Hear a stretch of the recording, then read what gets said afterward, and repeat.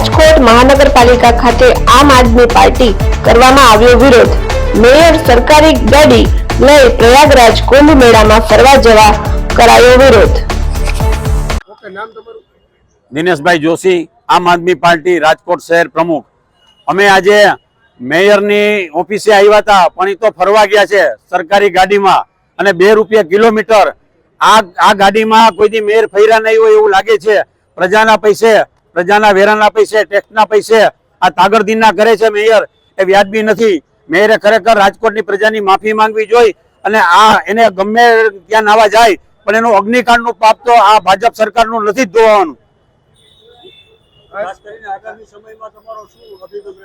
Mayor આવે એટલે એનું અમે સ્વાગત કરશું કે તમે પ્રજાના પૈસે બેફામ ઉડાડો છો। તમારા સગા સંબંધીઓને, મિત્ર સર્કલને, બેનપણીઓને લઈ અને ગાડીમાં પ્રજાના પૈસા 2 રૂપિયા કિલોમીટર જાઓ છો। રાજકોટની ગરીબ જનતા છે, રાજકોટની પ્રજા છે, એને પણ સ્નાન કરવા જવું છે, એને 2 રૂપિયા કિલોમીટર ગાડી આપો ઇનોવા। તમને જો મળતી હોય તો આમ પ્રજાને કેમ ન મળે? તો ટેક્સ ભરે છે, તમને તો સરકાર પગાર આપે છે, આટલા પૈસા ખાવ છો, આટલા ટીઆરપી માં તમે પૈસા ખાધા, કાંડ કર્યું તોય તમને શરમ નથી આવતી, હજી પૈસા પ્રજાને લૂંટો છો।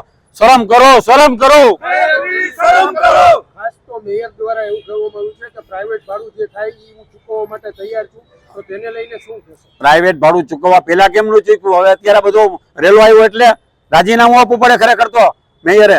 આ ખરેખર એને પેલા જો કીધું હોત તો વાંધો નતો, પણ અત્યારે જયારે એને ખબર પડી ગઈ કે મીડિયાએ અને આમ આદમી પાર્ટીએ બધું ઉપાડ્યું છે ત્યારે એને શરમ આવી। 2 રૂપિયા કિલોમીટર આજે 18 રૂપિયા કિલોમીટરનો ભાવ છે, સરકારી ગાડી છે, એના ડ્રાઈવર છે, એનો પગાર છે અને કપડાં સૂકવે છે, પાછી શરમ પણ નથી આવતી એને, કપડાં સૂકવે છે। વિચાર તો કરો, અમે આજે કાર્યક્રમ કરવાના છીએ કોર્પોરેશનની અંદર, કપડાં સૂકવવાના છીએ ગાડી ઉપર।